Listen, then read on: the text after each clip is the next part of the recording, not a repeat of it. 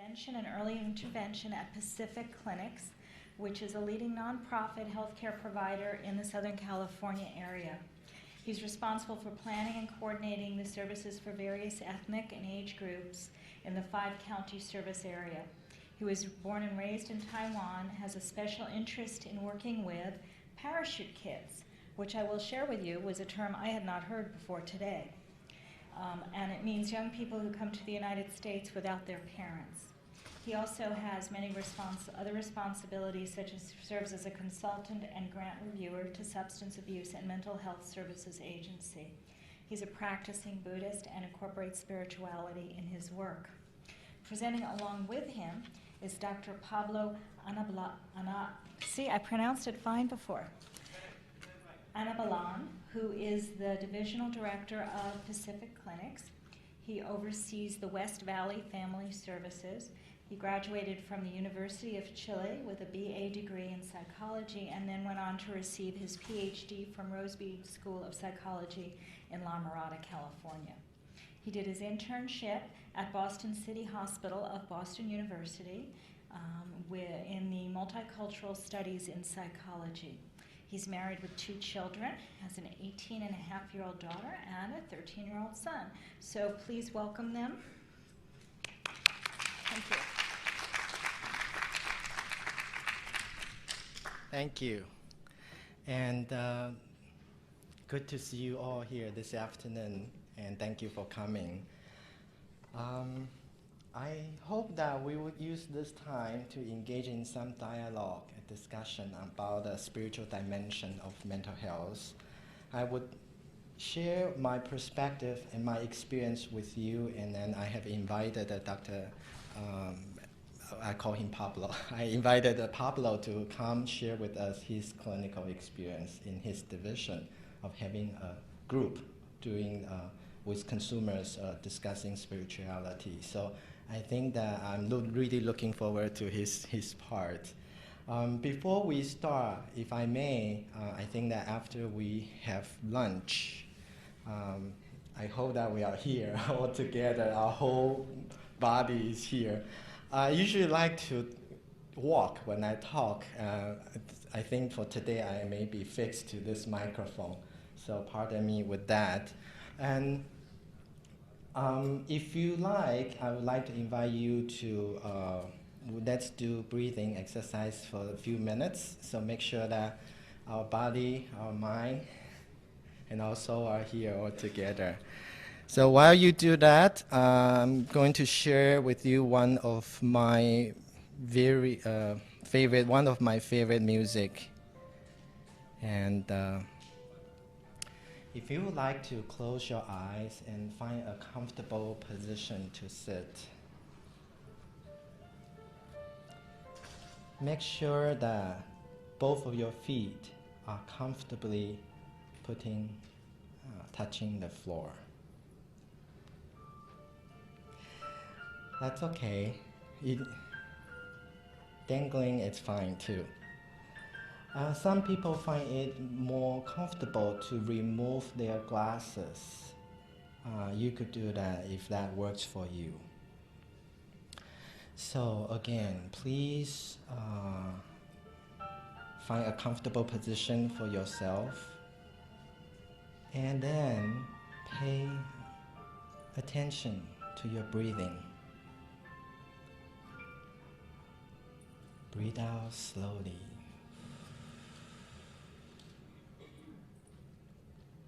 And then slowly taking in new fresh air.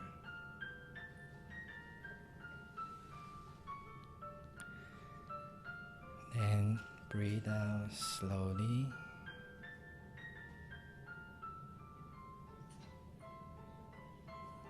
And then taking in slowly.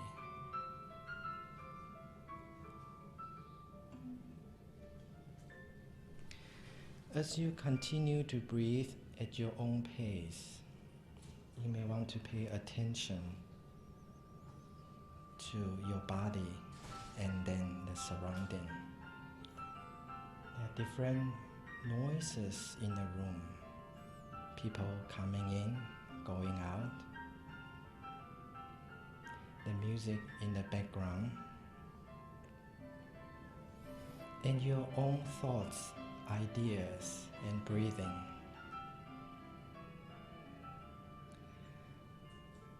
I want to invite you to listen to all of them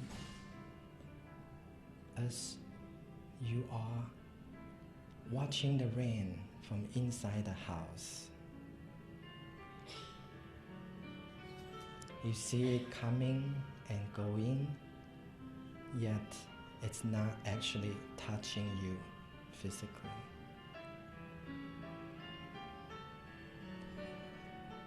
And then you may want to pay attention to your head, your forehead.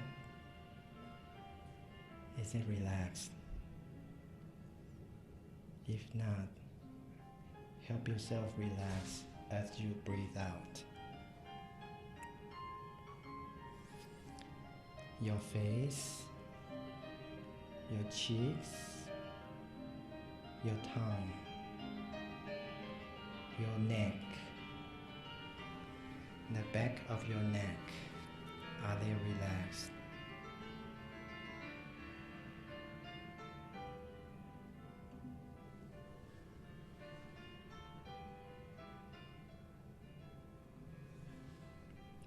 As you breathe out, try to relax your shoulder.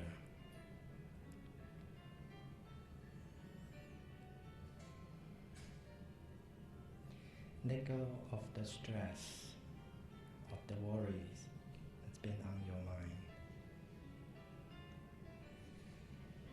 Feeling your back touching the chair.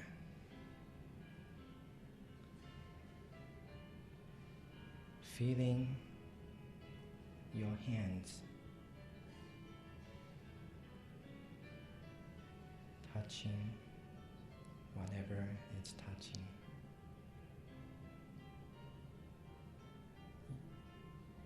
Your legs sitting comfortably on the chair, and then your feet comfortably touching the floor. From up to down, your whole body is more relaxed.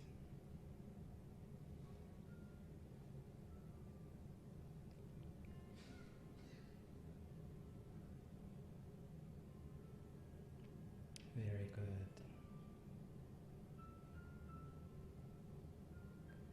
There may be some thoughts coming in, going out, and that's quite all right. Just let it be.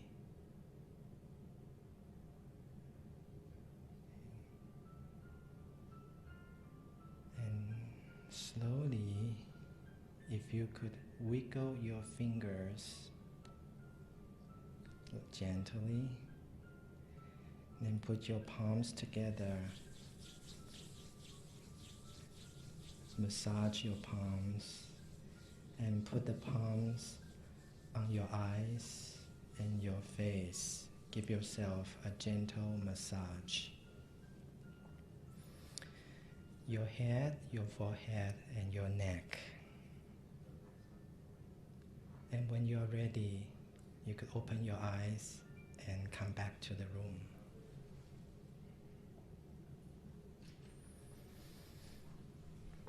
Welcome back again. How was it? Feeling good? Okay. Yeah. I thought that I did not see dessert today. So we see this as our dessert. Yes, thank you. I am very appreciative and honored to have this opportunity to talk to you about this topic. I started exploring this topic last year at the AP training conference sponsored by DMH.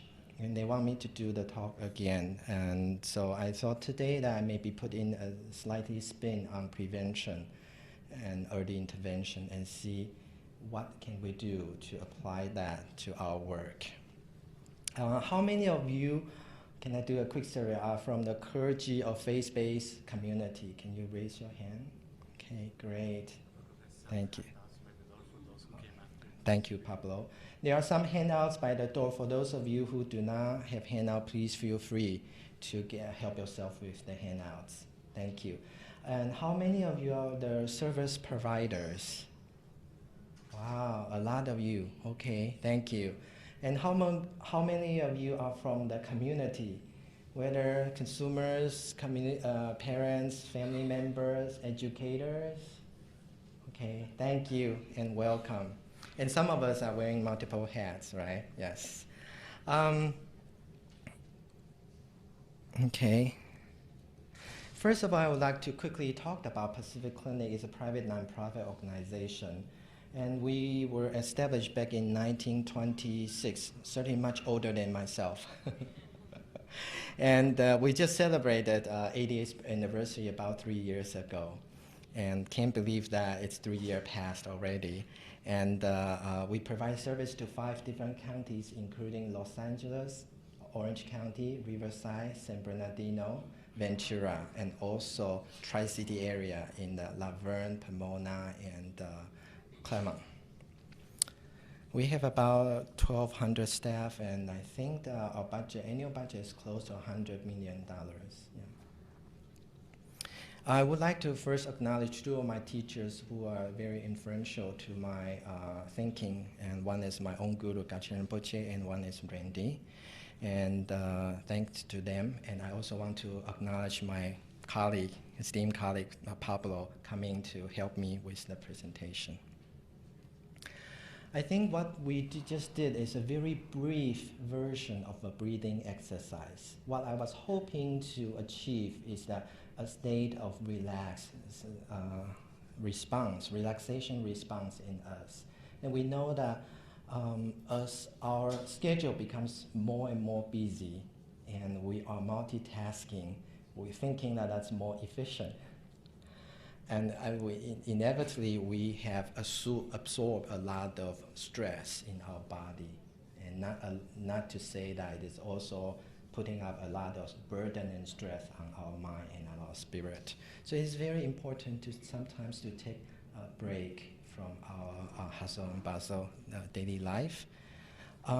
Dr. Herbert Benson of Harvard Medical School have talked about the importance of engaging in such a regular practice of relaxation or meditation or whatever you call it. It's a state of quiet solitude, and he had documented a tremendous amount of benefit of doing that. It was very interesting. A few years ago when Pacific Clinics hosted a spirituality conference, we did a workshop with him via satellite. So he was in Harvard Medical School talking to us via satellite. And then he talked about his experiment with Harvard medical students. And we know that Harvard medical students are probably the smartest people in the country, or one of the top students. And he was doing an exercise experiment and trying to find out how breathing may be beneficial to people. And he asked them, now, if you do breathe in and breathe out, you count 1. Breathe in, breathe out again, you count to 2, and you count to 10. And then he quickly found out he had failed the experiment because these students could not count to 10. They lost the track of counting.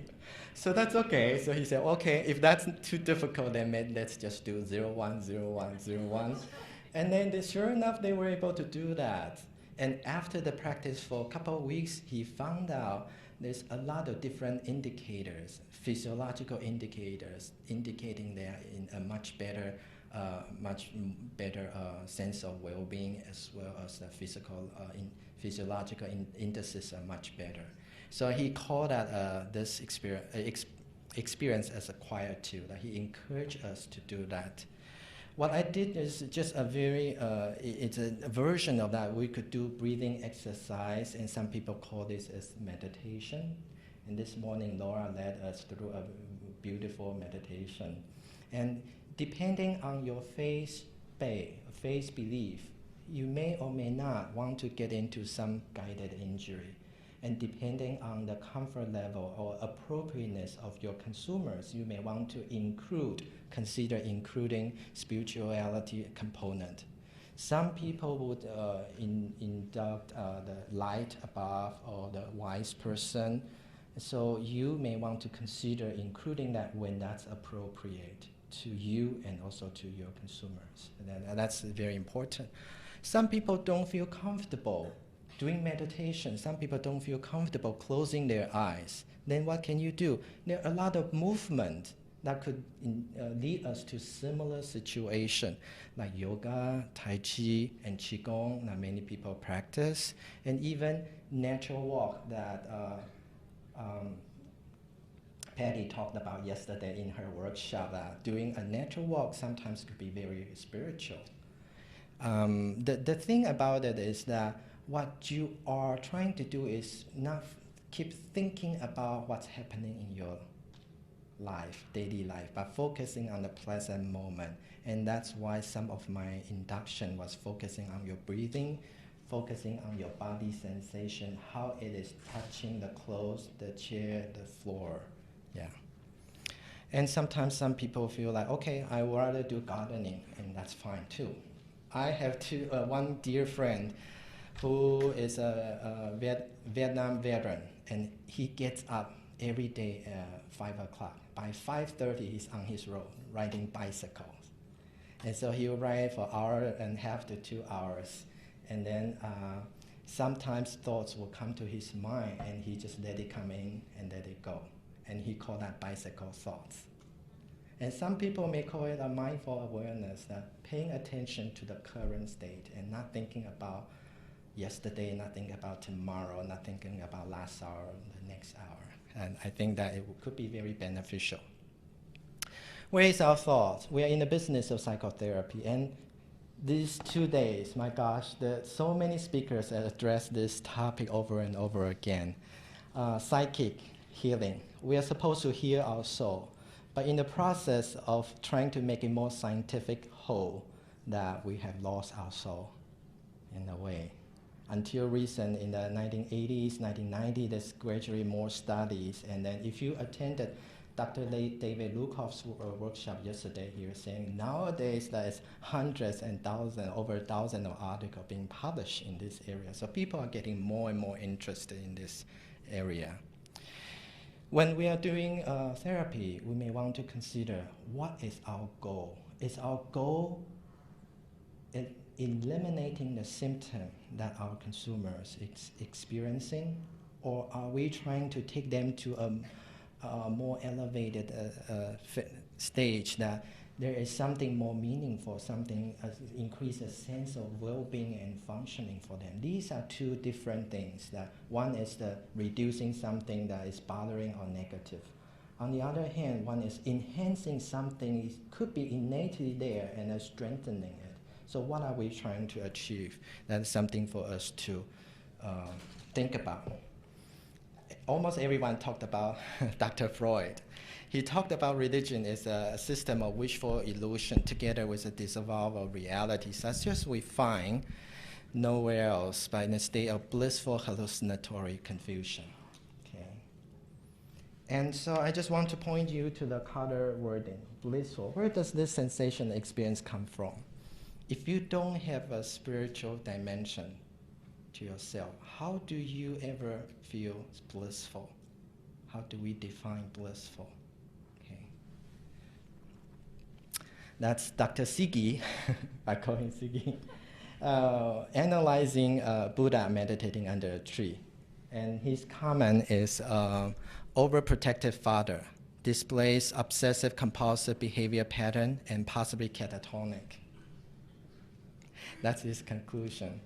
And I wear glasses to correct my visions. And as I age, the lens gets more and more complicated.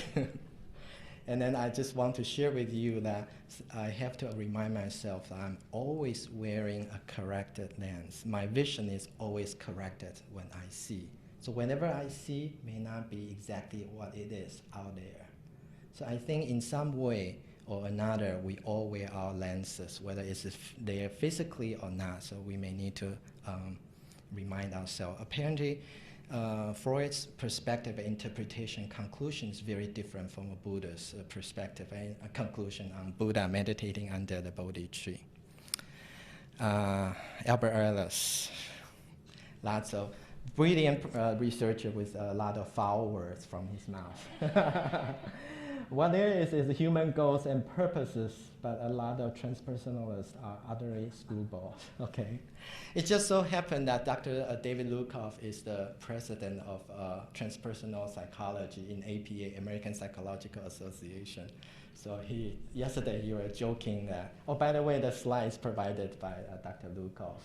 And he come to terms that, oh, maybe I'm a biggest screwball because I'm the president.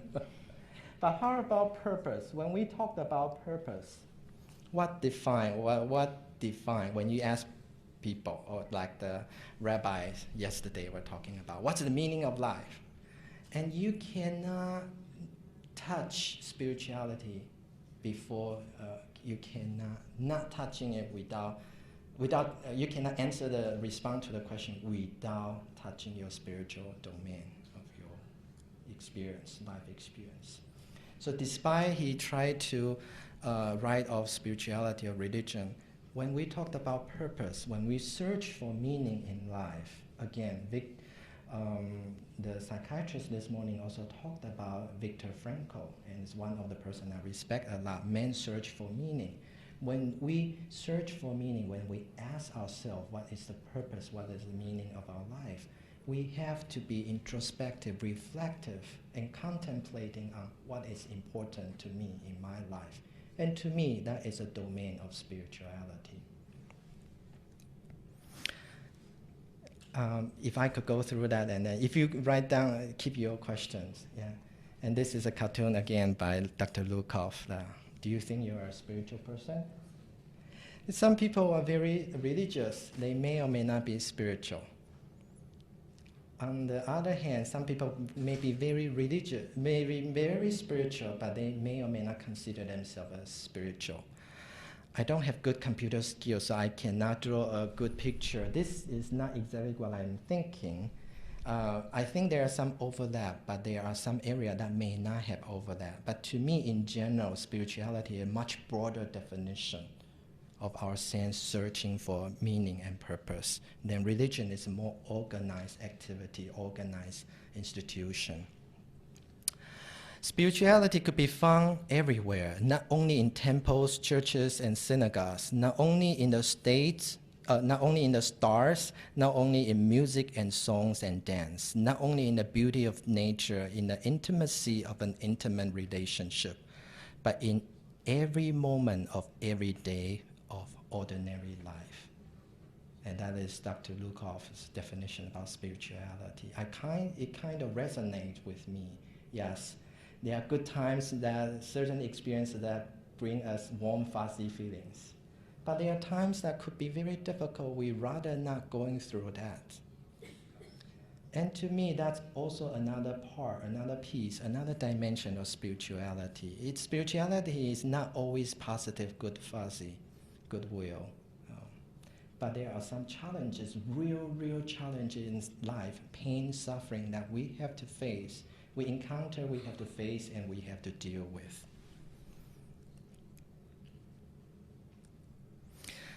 I was at the Northern California Spirituality Conference early this week, and I skipped one session to go to Grace Cathedral.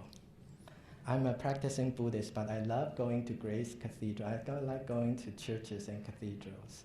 And I feel like it is important for me to do some meditation before I give my talk. So I was walking on this labyrinth, and then I was very worried about the time because I knew that I was running late. And I'm thinking, no, throw that away. You need to live in the present moment.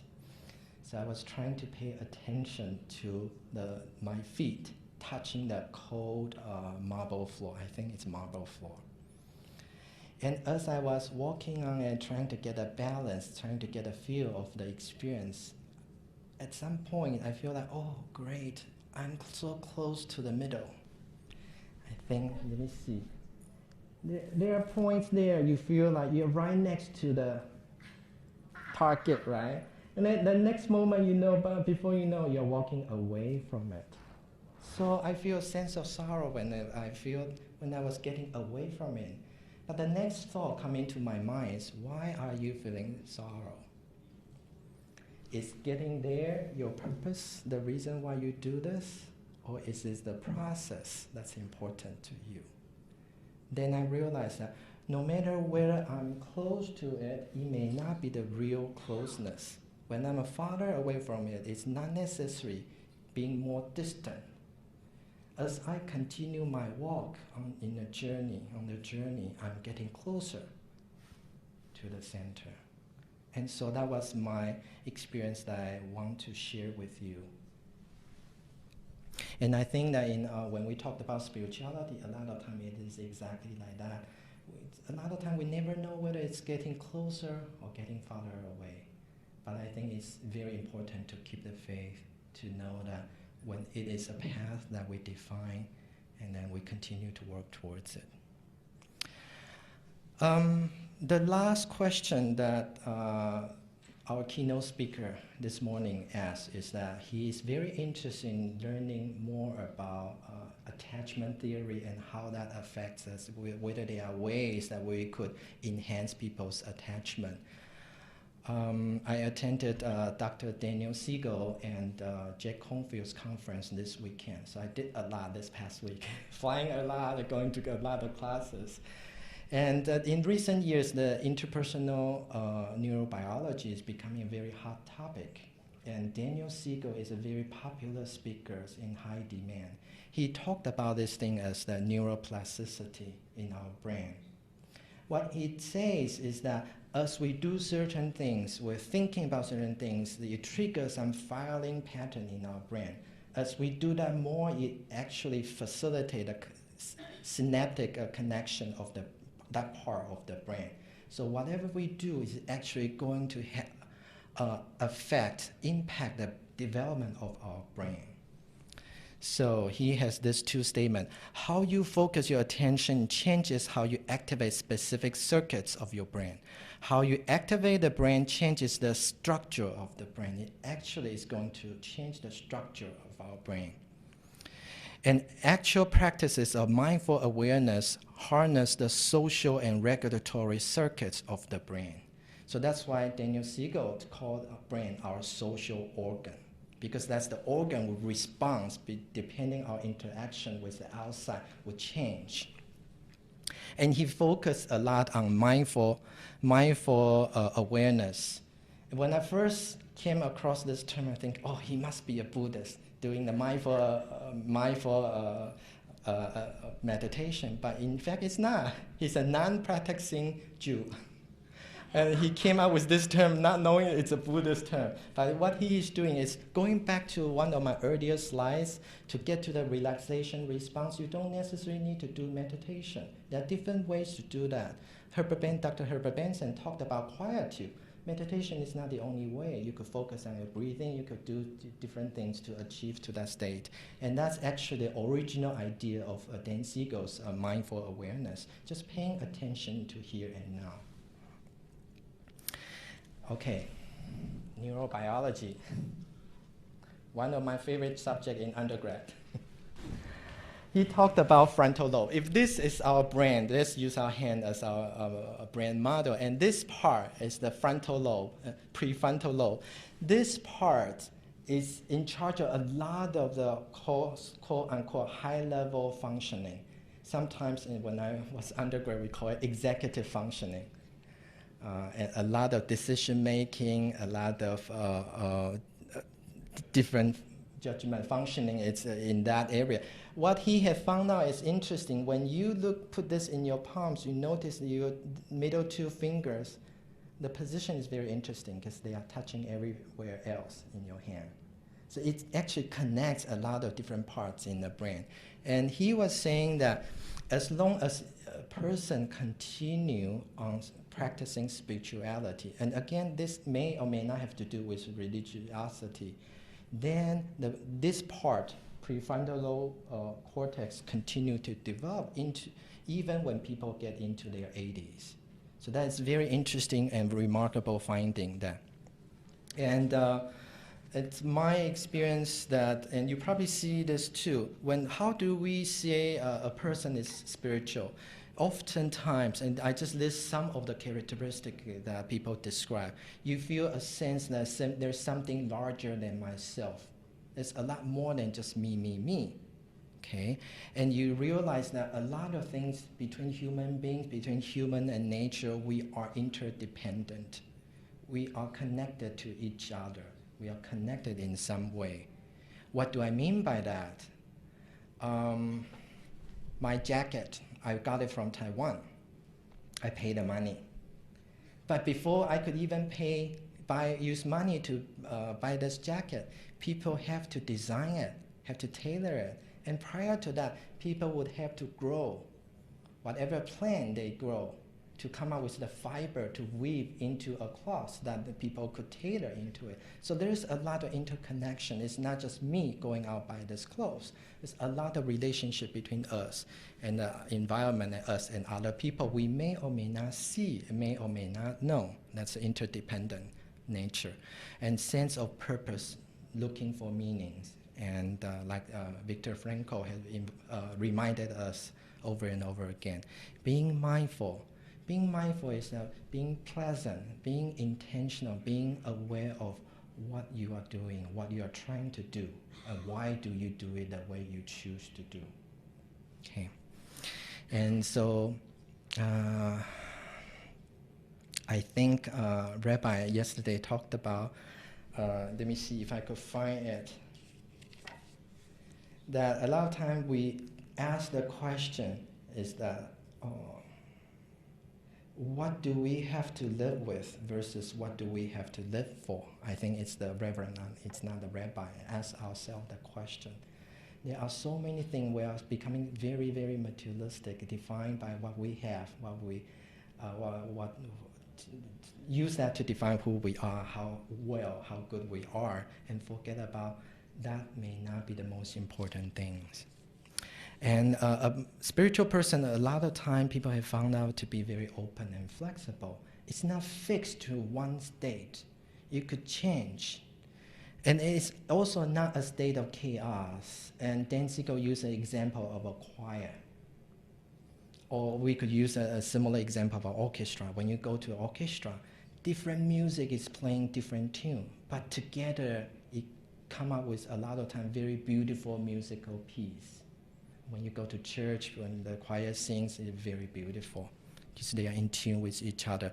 It's proactive. You are not avoiding something negative or something you don't like and only experience something you appreciate and enjoy. No, it's a package deal. I think it's Shadowland. Anthony Hopkins and Emma Thompson had this dialogue that because she's dying of a terminal disease, and she was very sad, and then he was also very sad. But he reminded her that it's a package deal. I'm so painful because I love you so much. And in Buddhist terms, sometimes we say, oh, there's a lot of attachment, that's why you suffer. But we cannot have anything just the positive without going through something negative. When that comes, there's no need to avoid it, but to face it, to experience and trying to find out what are some of the meaning of it. Balanced and harmonious, compassionate, because you realize that you do not live on your own. You are connected to other people. They also have the neurobiological evidence now that a spiritual person is actually more attuned to other people's feelings and needs. And they are more empathic. And now he's getting into the stage of developing more compassion. And that whole system is more integrated. Spirituality and mental health. Mental health could be defined, according to Dan Siegel, as human capacity to shift from unhealthy to healthy state. If some place we are struggling, we're suffering, and we do not know how to get out of it, it's not a healthy practice. But what makes it mental health important is that when we realize that if something is not working quite right, we have the ability or resource to shift to a different way of doing things to make it more pleasant, more positive. Spirituality is an important ingredient in mental health. Many speakers have talked about that because it provides a sense of hope, control, and well-being. What do I mean by control? A lot of time, I work with immigrant parents, and they feel helpless because they don't know what to expect. They do not grow up in this society. They don't know how come all of a sudden they lose their kids. When their kids turn into teenagers, they turn into different species. They no longer understand or know their kids anymore. They suffer, they feel like giving up. But sometimes if they understand, sometimes that is the necessary beast to go through when people trying to find who they are, trying to test their boundary, trying to feel their own identity. Sometimes they want to break away in order to form a separate identity. Sometimes when they know that's the process, they feel a sense of control. They know, oh, there's a purpose, there's a meaning, there's a reason why. Having that understanding, realization, there's a reason why, then give them a sense of control because they know what to predict next. Okay, and it also usually a lot of time is positive. Of course, it's positive in positive experience, but it's also positive in negative experience. You try to make some meanings, make some sense out of it. They've got to be a reason, a purpose for me to go through this. What is the essence? What is the lesson? What is the meaning for me to learn? Forward-looking. And it is also resilience. Sometimes when terrible things happen to our life, there's beyond our ability to change it. Sometimes we just have to accept that is the current condition. We continue to strive to change it in the long run, but it may not change immediately. Just as when LA, maybe 100 years ago, is a desert. But throughout so many years of water, irrigation, we have a lot of trees here. And so you cannot turn LA from desert into all the vegetations we have overnight. It takes time. So when people understand that, they were able to accept the current situation, continue to work on what they need to work on, and let go of the grief and sorrow. Oh, did I go backwards? Yes, sometimes I do that.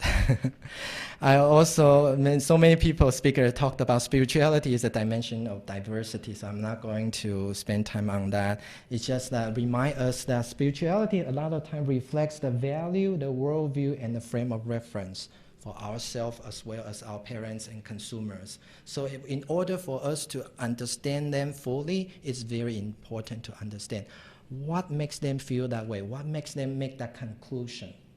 There are some reasons why they make certain conclusion. And a lot of time they're actually making the best decision they can under the circumstances. So what we could do, the least, is not to blame the victim in that situation and try to understand from their perspective. It's a tool in promoting mental health. It is a prevention tool because it could clarify one's value and priority. And a lot of time people are claiming they are not spiritual and they are atheists. They don't want to have any association with religious organization or group, and that's fine. We don't have to force the concept, force the terminology on them. But a lot of time we could ask people, what is important in your life to reflect their value system, to reflect their priority, to help clarify how do they define who they are, what's the purpose of their life, and see if what they are doing, what they are moving towards is congruent to what's important in their life or not. And you could work with them at that level without talking about spirituality or religion at all. But having a clear mind, a clear intention to know that is your choice and own your own choice and behavior, that is very important. Rather than numbing ourselves with hundreds of channels plus pay-by-view, Rabbi talked about yesterday. And so it's very important to help people understand and take ownership and be accountable for our own choice and behaviors. And then when challenge comes, do not run away from it, but challenge it and face it to find out what is it reflecting our need or something that's missing or lacking in our life. And then put things in perspective. And sometimes, just like what I say with the parents of the teenagers, sometimes we have to conclude, for the time being, we have to relinquish, we have to let go. Certain things cannot be redone, but we could move on. And that is very important dimension to prevent us from getting into trouble and struggling with our own emotions. Irvin Yalom, an existential psychologist, talked about 9 different therapeutic factors in group therapy. We talked about acceptance, universality, reality testing, altruism, transference, spectator therapy, interaction, intellectualization, and ventilation. And many of these factors, if not all, are very closely related to spirituality. What do I mean? Acceptance. We talked about hope this morning. Universality, not only I, many of us actually go through this. I'm not the only one. Rabbi put it in a very naughty term. It says, oh, you're suffering more than I do, and then I'm okay now. We all have our struggles. We just don't talk about it. But when we realize that, we all need to face it. How many mothers do we have in this room? Thank you. Do you need to go through the pain of labor? Is there a way you could avoid that? When you give birth to a child, you may have to go through epidural and then surgery, but you still go through the pain of bearing the baby in your body for 9 months, right? That's not something that we could avoid. But as I say in the Shadowland, it's a package deal. It's not all good or not necessarily all bad. Altruism and transference. Okay, so a lot of things are actually closely related to spirituality and can be a resource for clients as well as therapists. As a service provider, a lot of times people feel depleted. You feel like there's no more you could give. Or clergy, you feel, I'm done for the day. I give all I have no more to give. But sometimes that people are still waiting outside the door. So what do? You have to dig in deep, search inside to ask yourself, why are you here? Why do you choose this profession? I'm pretty sure nobody forced a knife or gun on your head to get you into this profession. What is the reason, what is the purpose why you are in here? And what makes you upset? What makes you frustrated? What makes you feel hopeless or helpless? Is it our expectation? Is that our denial? Is that our doubt? That Gerald Epstein talked about 3 factors that hinders our development, self-development. It's doubt, denial, and unrealistic expectation. I have a formula, easier formula, ABC. Awareness, belief, and commitment to counteract the DDE. Okay. If we have time at the end, I'll talk about it. Spirituality and service provision, engagement, it's very important to be aware of our decor of the office. How do we want to set up our office? When we talked about cross-cultural competence, we talked about sometimes office decoration could be very important. How you decorate your office could be very inviting to people from different backgrounds. So if you think about that, and how do you dress? Do you wear mala? Do you wear your crosses? Do you wear your religious or faith-based symbol or not? What's the implication for your clients, for your consumers? That's important. Jack Confield talked about an experience he had with a whole bunch of gang members, tough guys. And he set up an altar with 3 candles, few candles. And those guys were sitting like that and thinking, what is this guy going to do? And then he started out the session by saying, okay, it's very good that we're all here today. But before I continue, I want to honor those people who are not here today. And I also want you to invite them into here. So if you like, you could go to like 10 feet behind to pick up a rock representing someone you have lost in your life. And a couple minutes after that, one by one, those tough guys, gang members, go to the riverbank and pick up pebbles. This is Wang, this is Shane, this is Vincent, that's Mary. All of a sudden, it becomes a factor, very important reason why they are all gathering there. There is an opening for them to talk about their pain, suffering, and loss, because they share some connection in their own life experience and at their spiritual level. So that's something that when it is appropriate, you may want to consider doing that, incorporating that. Assessment, what is their spiritual religious belief? What is the role of spirituality in their life? Do they live religion? Do they live spirituality? Or do they use that as a tool to get to where they are? Remember the cartoon we have? Do you consider yourself a spiritual person? Some people use religion to get to what they want. Okay, so we have to find out for our consumers, for our family member, and for ourselves, what are we? And how does this affect our worldview and value system?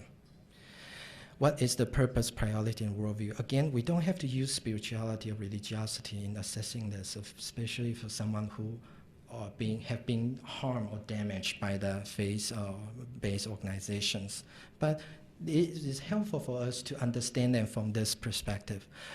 They're going through, is that a psychiatric symptom or spiritual experience? And sometimes it may be hard to tease out which is which. Then it is important to seek for consultation from clergy or people from the faith tradition or shaman to find out, could it be more like religious experience or it is more like a psychiatric symptom? Is their experience normative in their practice? Is there some openness to it, or it's enclosed?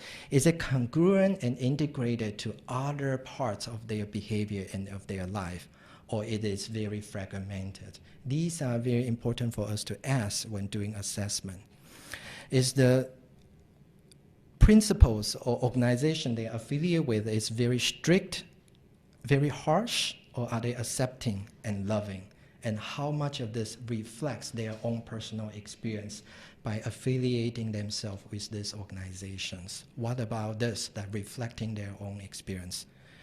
What's their positive or negative coping mechanism when they run into challenges in life?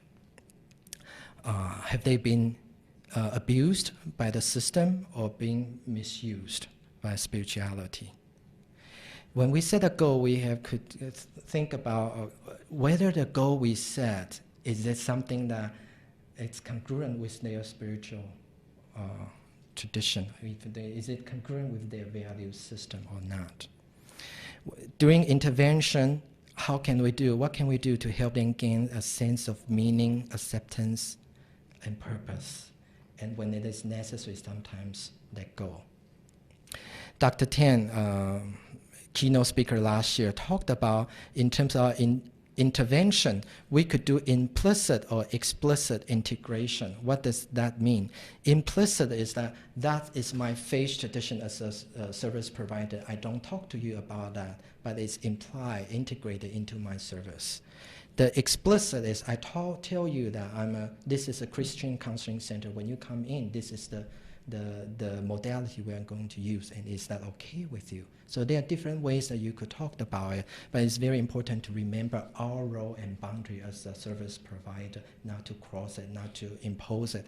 At least I consider it as our own cultural bias, and cultural value in being a mental health provider. You don't want to impose your value on your clients. And the other thing what we could do is to utilize the spiritual resource. What are some of the cultural, spiritual practices and rituals? A lot of time, rituals could be very important. Yesterday, I was in a cross-cultural panel workshop. A gentleman talked about how he is dealing with a young boy who lost his father to terminal cancer. So he promised that he would carry his father's ash and spread it across Bay Bridge. But soon after his father passed away, the family broke apart. siblings were taken to different places, and he could no longer do that. And he's farther away from Bay Bridge. So he always feel very sad. And then as boys, oftentimes the behavioral manifestation is you act out because you don't know how to deal with your feeling and sadness. So one time they had a chance to talk about losses, and then he heard that this boy had lost his father, and he feel very bad, very guilty that he was not able to carry out his father's final wishes that he had promised. So this person was wonderful and very compassionate, was saying that, well, do you think it would be okay that we do a ceremony, that you invite your grandmother and your relatives, we gather together, and we dedicate some flower to your father, and we use this rose petal. We know it's not his ashes, but can you imagine that it's his ashes? And then this river we have, it's not the San Francisco Bay, but can you imagine that this is the Bay Bridge, you spread his ashes on the Bay Bridge? And then the boy thought about it and he said, okay, I could do that. And then by doing that, we are creating a ritual, co-creating a ritual with our consumers, and make it okay, make it meaningful, put them in good perspective, that they could move on. There's a closure, they could move on to the next stage. I thought that was a beautiful illustration of what we could do in creating ritual. Different practice, it could be secular practice or religious practice, just like the breathing exercise. It could be, depending on the induction, the suggestion, it could be very spiritual, could be even religious, or it could be just focusing on your breathing, count to 1 to 10, or if that's too hard, count 1, 0, 1, 0. And collaborate with spiritual leaders and clergy is very important. There are things that we don't know. I consider there are a lot more that I do not know than what I do know. And then for those that I do not know, I have to consult. Utilization of ritual for termination. Termination is another very painful experience for providers and for consumers. We could engage in a certain ritual to make it more okay. Say in our program, I was trained many years ago as a psychodynamic psychotherapist in a very traditional place to get trained for 2 years. And we always say that there's a formula. You spend a third of time engaging the relationship, forming the therapeutic alliance. The 1/3, the middle third, you work. And then the last third, you work on termination. So think about if it's a year-long program, then you spend 4 months talking about termination. But I think that it depends on the situation, but we could be mindful about the fact that this relationship is not there forever. We have to be mindful about that. But we also need to gauge it, have a good balance of whether it is appropriate for our client consumer or it's more of our need, and I think it's very important. But when the termination time comes, it's very important to work with them to review their accomplishments. And then there are certain things that you may not be able to resolve all the goals, service goals you have set up. Sometimes the situation does not allow you to do that. And then what can you do? What other things you could do? Or what can you let go and formulate a different strategy to continue working on those goals that hasn't been completed. That would be very important. And recognize sometimes there are certain factors that's beyond our control. Like the boy who could not spread his dad's ashes on Bay Bridge because his family got torn apart. He does not have the custody of the ashes. What can you do? If you insist you have to do that, then you're always going to be in pain. But if there's a way to create a ritual with him, then he feel okay. He tried his best given the situation. Then he could move on with the closure and frame it as a graduation and transition instead of termination. That's also very important. Last couple of slides, then we'll have Pablo share his experience with you. Explicit minimizing value approach. This is a mouthful. What that means is that open and explicit of our own values and belief when that's appropriate. And affirm clients' right to disagree. That's Richer and Bergen's literature talking about it. And also the other type of consideration is acknowledgement, accommodation of clients' preferred experimental framework. Many times, working cross-culturally, we have very different worldview. And in the domain of spirituality, probably there are certain things we never heard of, could never think of. So if there is a way we could suspend our judgment and try to understand where they are coming from, how do they formulate, where does this experience being established, that probably will be more helpful than concluding immediately that is a psychiatric symptom. And we could incorporate spiritual resource and avoid our own value by going through self-examination, respect the differences, and defer our judgment or conclusion. And there are times when spirituality becomes a very difficult issue. And when our own spiritual belief, our value is challenged as a service provider, it's very difficult. You would probably trigger a lot of very strong counter-transferences. When there's differences in spiritual belief, how are you going to work it out? When you think there is a God, when people say there's no God, or when your God is not my God, what do I do? Okay. And I think there is a great wisdom in daily life. We try to avoid talking about politics and religion, right? But sometimes during therapy, spirituality or religion is so core to a person that it's probably not appropriate to avoid discussing it. Then can we create a safe space for the consumer, for the family member, and for ourselves to have some discussion without judgment? And even sometimes in the same faith tradition, there are different doctrines, different sects that may have different interpretation of the same experience. So I think in doing therapy, what's important is not which explanation is the absolute truth, but which one is more helpful, more adaptive, more functional for them. And if that's not working well for them, are there other ways that we could explore that and help them understand and utilize as a better or more adaptive approach? And when it triggers a lot of transference and counter-transfer, a lot of projection, name-calling, we may come up. We may also go the opposite way, try to avoid it, because it forces us to examine our value and our own biases. And we could quickly label people that as unhealthy or abnormal. And then the final issue that may trigger is there are times that's very difficult in life that we don't have answer. When bad thing happens to good people, when we sometimes have to say the final goodbye, and there's not much, we probably don't have, I don't know about you, I certainly don't have the wisdom to answer many of these questions. So how do we deal with those situations? Can we help them, support them, and to try to make some sense out of the difficult situation?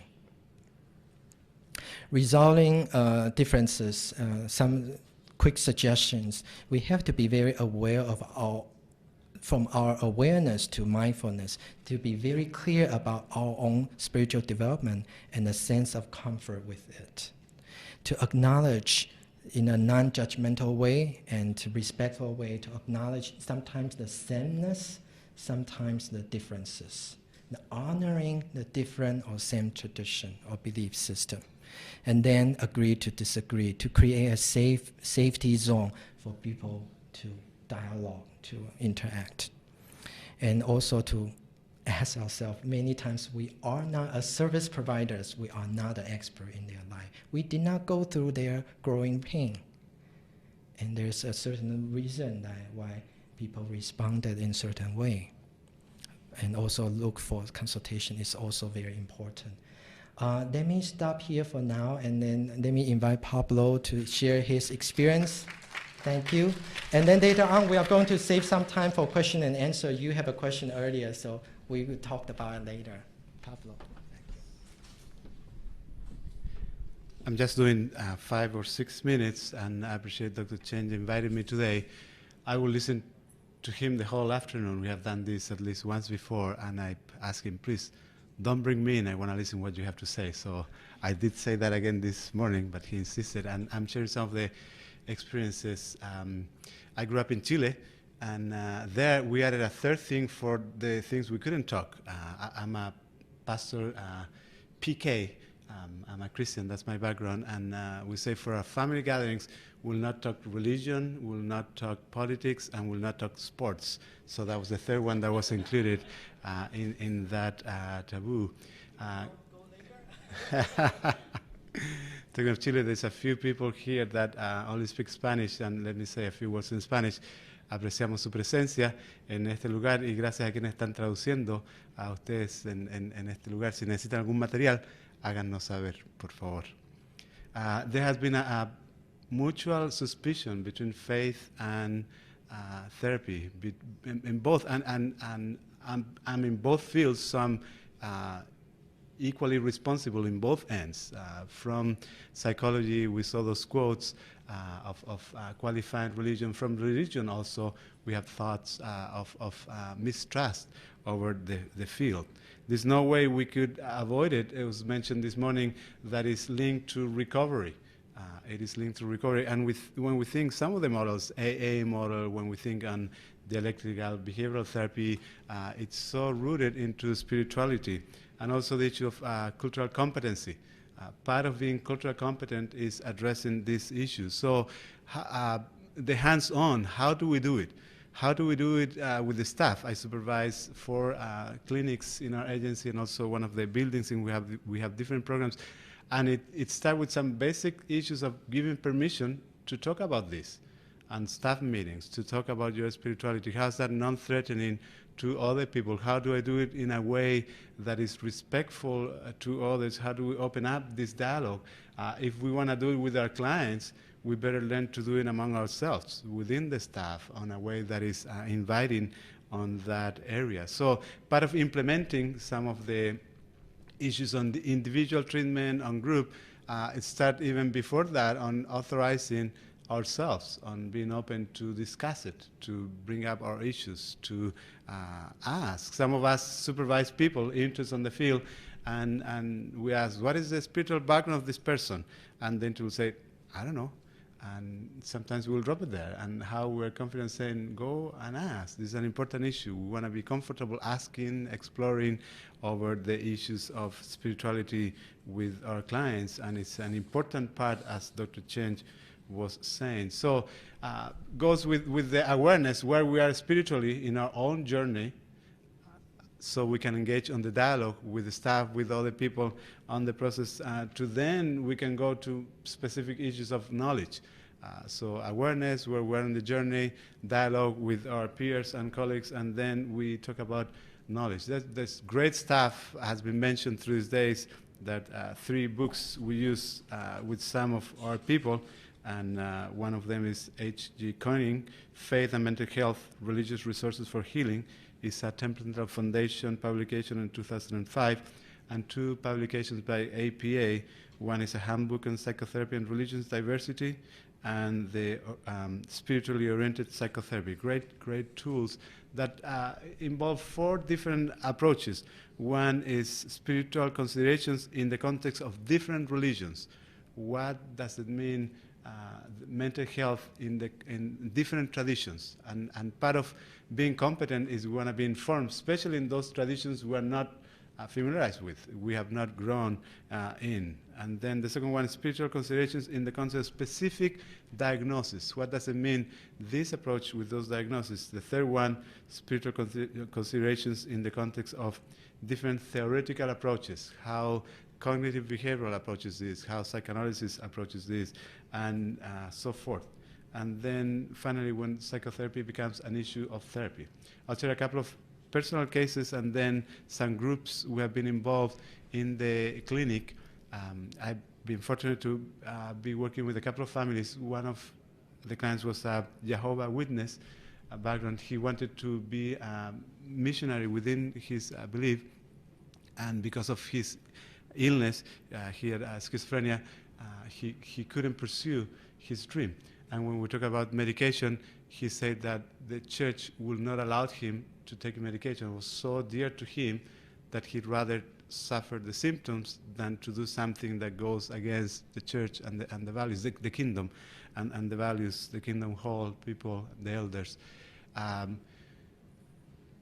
We wanted to work with him on that issue, so we were able to invite elders from the Kingdom Hall to have this discussion with him. It's a client who in the worst time of his symptoms, had jumped from a second floor, broken his leg, left some permanent damage in there. We want to pursue that. When we invited the elders said not only the church doesn't oppose the use of medication, but they want to support the treatment.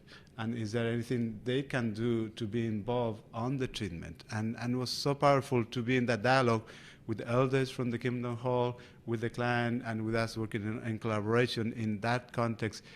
I just happened to see this client 2 days ago with the elder. Lorenz is the name of the elder, coming to the clinic to receive treatment in a very good place, a very different place to when we started the dialogue in that time. Another case in which I've been involved, an 8-year-old boy who is of Catholic background was listening noise in the garage where an uncle had passed away, shot by gang members 3 or 4 years ago. And they thought the garage was possessed, and therefore they needed an exorcism.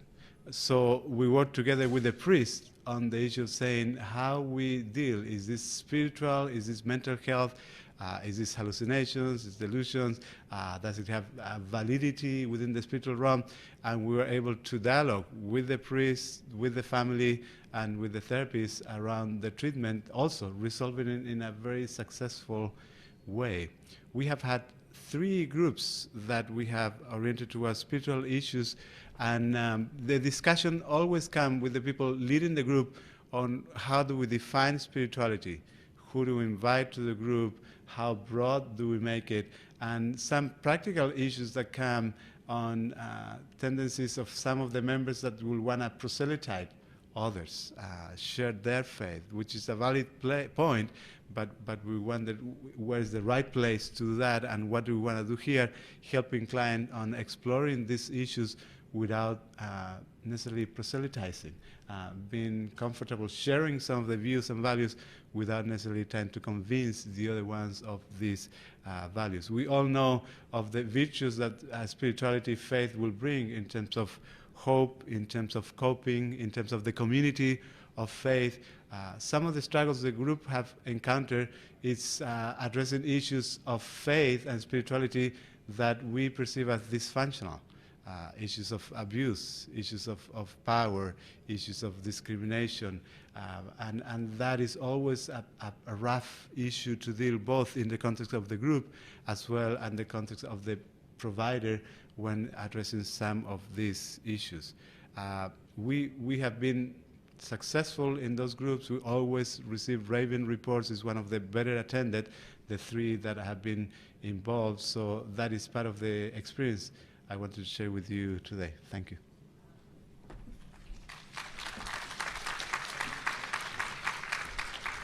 Thank you. I think we have a question earlier here and there, so would you like to start with your question?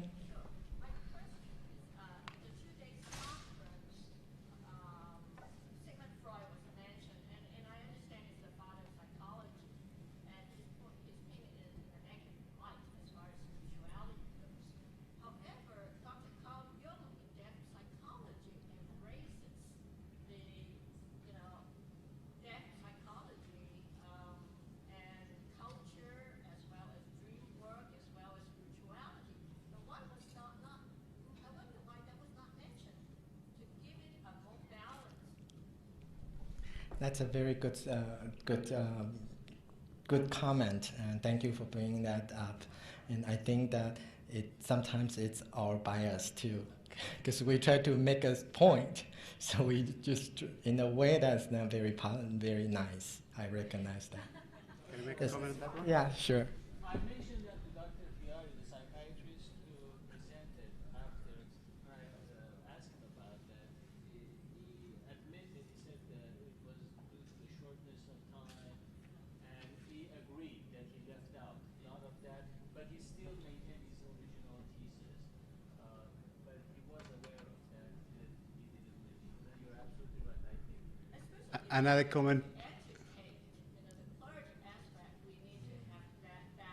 Right, absolutely. And I think it's just to depict some of the sort of extremes in which we have been, but I absolutely value. Even within Freud, he corresponds with a pastor, a German pastor, Pfeiffer is the name, and there's beautiful books on that dialogue and very respectful from Freud and Carl Jung. Pastor Kidd also, who incorporated spirituality in a beautiful manner. Thank you. And for those of you who are interested in reading more, then I don't have too many copies of bibliography I could distribute at the end. Was there a question? Yes. I had a discussion with a friend of mine with the religion and spirituality. He said religion is for people who don't want to go to hell. Spirituality is for people who've been there. Very interesting comment. Thank you for sharing that. Did you hear that? Okay. Can I make a comment on that? Oh, sure. I appreciate the distinction that Dr. Cheng makes between spirituality and religion. As a religious person going to church, I sometimes find this an issue that I felt put down at times when we talk about organized religion and defining spirituality broader than that. Some people will equate those and will find it in that level. So just as a comment, but I appreciate the reference. Oh, I forgot to acknowledge a few people in the audience that it's been very important for me to be here today. That for 2 years we have formed this statewide spirituality and mental health work group. Initially it was focusing on recovery, but because of my role and my work in the field, I feel like there's a lot of things we could do by incorporating spirituality into prevention and early intervention. So they're very open to it. And two of the key people are with us today in the audience. I want to recognize them. One you have seen publicly this morning is Laura Mancuso, who's the driving force behind the work group. And one is Dr. Patty Blum. She is our chairperson for the work group. So please, thank you for coming here to support us. To me, maybe we'll have another time sharing our process going through this. And to me, it's a very spiritual process. We have some idea, and we didn't know whether it would work or not. We just put our minds and thoughts together. And a few months later, we found some funding, we found some possibility, an opening, we just worked towards that. And a few months later, we have huge response to the both Northern and Southern California conferences. This may be coincidence, but to me it's very spiritual in this journey that work towards what you believe in when it's benefiting yourself, when it will benefit others. That probably is a good way and right way to go.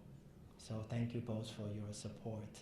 And when we talked about spirituality, I also want to acknowledge that this artwork is the winner of our spirituality artwork this year. And you could see that there's nothing related to religion. It's just very peaceful scenery. And that is what we live by each moment of the day. Whether we're feeling good or not, the sun is out there. Today we have overcast, but sun is still there. And at some level we know that the sun is there. Despite at the moment of time we cannot see it. And sometimes I use this analogy to talk to our consumers when they are going through very difficult situation, to have them remember that the hope is always there. There first and then there. Yes. Yes. We were wondering how you recommend a copy for the music that you were playing during the meditation, where to go, where you recommend some meditation. Yes. Yes, thank you. It's by David Lanz, L-A-N-Z, David Lanz, and the album is called Beloved. David Lanz, L-A-N-Z, I think. Beloved. Yeah. Yeah, and if you go to New Age track, you find a lot of soothing music, and you pick one that resonates the best with you. Probably that would be a good way to use it. I use different music to evoke different type of feelings and emotions as well. Okay. Were there some question over here? Yes. I just wanted to say, I think you brought up something very important, Dr. Avalon, when you said that you went to the elders. A lot of times with our different faith communities, people get confused. The Catholicism is famous for people not really understanding. And in helping that child, you were able to go to the elders. And I think sometimes some of the mental illness maybe that we do see can come from the conflict that people get with their religion of not of either not feeling like they're meeting the responsibilities of whatever their faith community they might see demands of them. And I think that is one area that is really exciting. I've seen that in medicine where a child was transferred from one hospital to another because there was a report that she was allergic to penicillin. And she was going to lose her leg, and there was just one person to decide, well, maybe this is not exactly true. And they tried the penicillin, she didn't have the allergic reaction, saved the leg. And I think that we all need to kind of do that, is understand each other more. And it's like you did with the Jehovah's Witness, Chuck. Thank you. I was actually going to ask, sort of build on her question, or point for a second, the question, which is, have either of you in your practices dealt with people for whom they were specifically wounded by interaction with their religious institution? As an example, of course, I was raised Catholic, and I was exposed to a lot of abuse of people, children of my age and stuff like this, church. And I think that issue of not just religion in the context of spirituality or in the context of therapy, but actually like specifically, the sort of the wound and the division that happens with people when they're trying to negotiate what's supposed to be a path towards enlightenment and fulfillment, and ends up kind of coming into conflict with all these basic, human struggles and abuses of power, etc. And how do you deal with that? How do you Sure. I appreciate the question, and that's the one we struggle, because when we want to embrace spirituality and religion, how do we embrace the pain caused by it, and how do we help people grow and work that journey? Two immediate thoughts, and then one specific case in which was partially involved supervising one person. This a Christian author, his name is Song Chang Ra, who wrote a book recently called The Next Evangelicalism. And in that book, he tells the story of a conference he attended recently, Indian American conference with spirituality and Christianity. And he sat at a table with a person who said, I grew up in a church that abused me. And I felt abuse for a person that physically abused me and some other types of abuse. And then I continue attending the church. And Song Chen Ra asked him, how do you continue attending that church? What moves you to go into that church?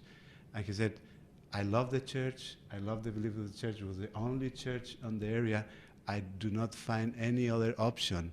But then dealing with the ambivalence of even being physically on the same place where this abuse took place, and trying to reconcile the beliefs the church proclaimed versus the behaviors he was exposed that are totally opposed to that. So again, giving us permission to explore those issues, to assist the person.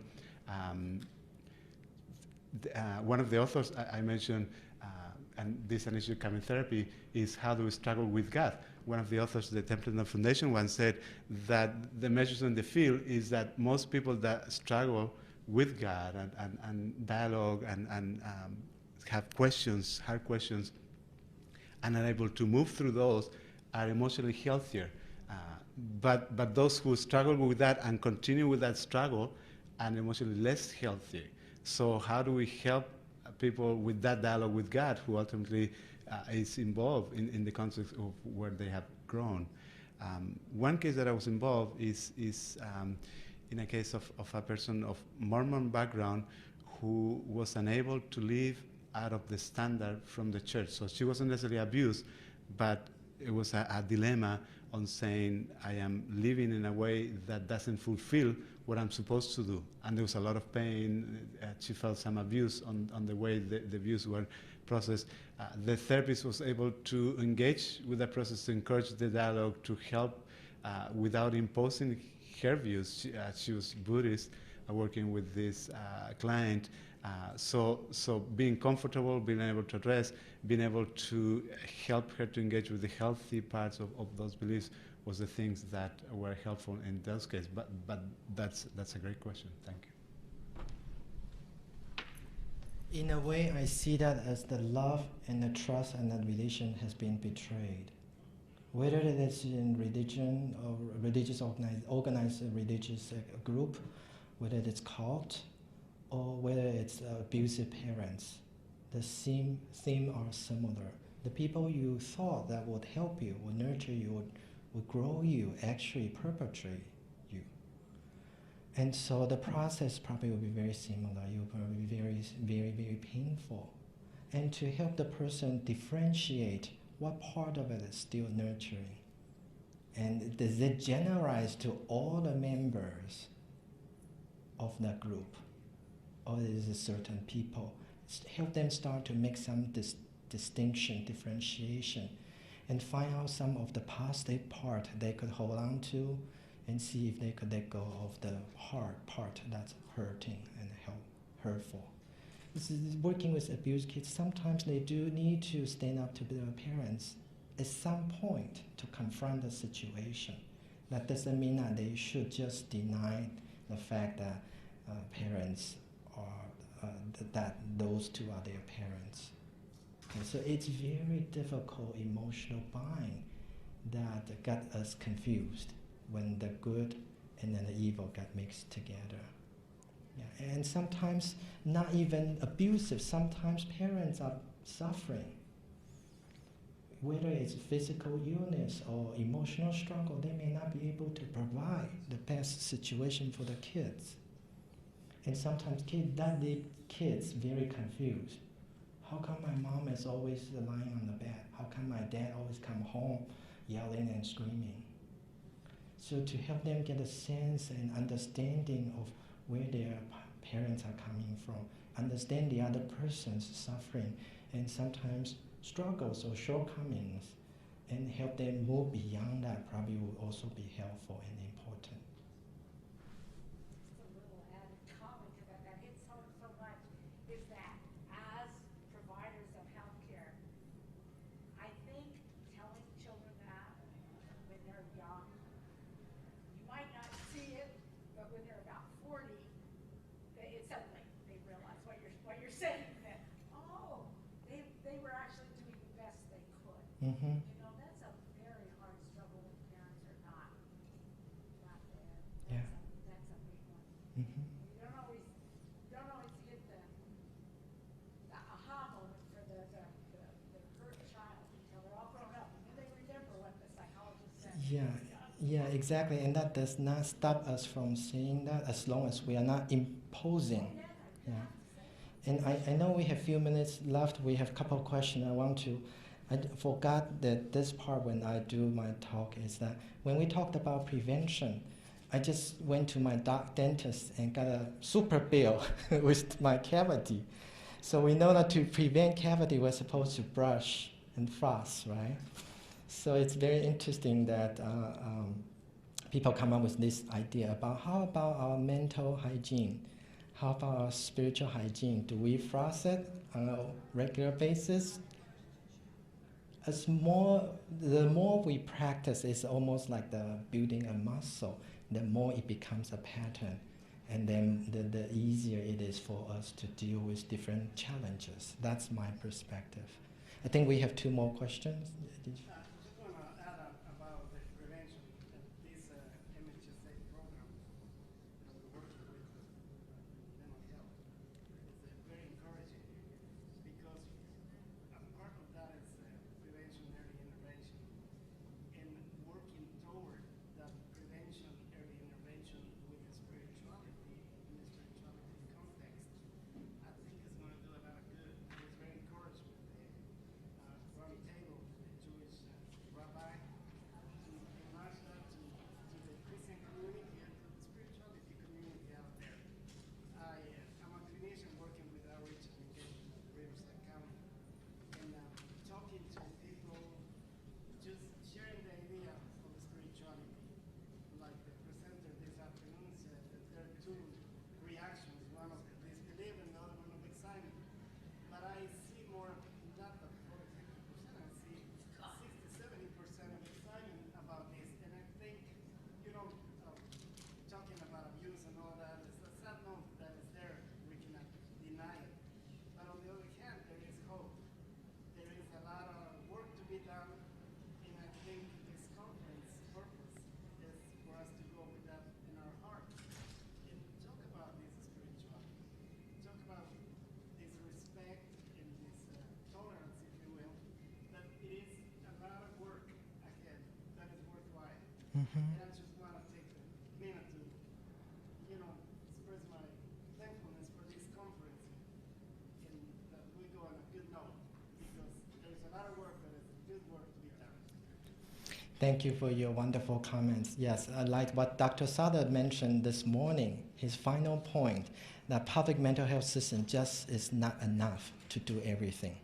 And that is one of the spirit of Mental Health Service Act, especially in prevention and early intervention piece. What can we do to induce a system transformation, to provide it in a way that where people need, where people are, rather than expecting people to come to us. And to recognize there's a lot of resource building in the community, in the cultural experts and community elders, as well as spiritual or faith-based organizations, to utilize them, partner with them, that it will be wonderful. Yeah, I think our time is up. We'll still be here for a few minutes. If we do not have a chance to respond to your question, we'll be happy to do that.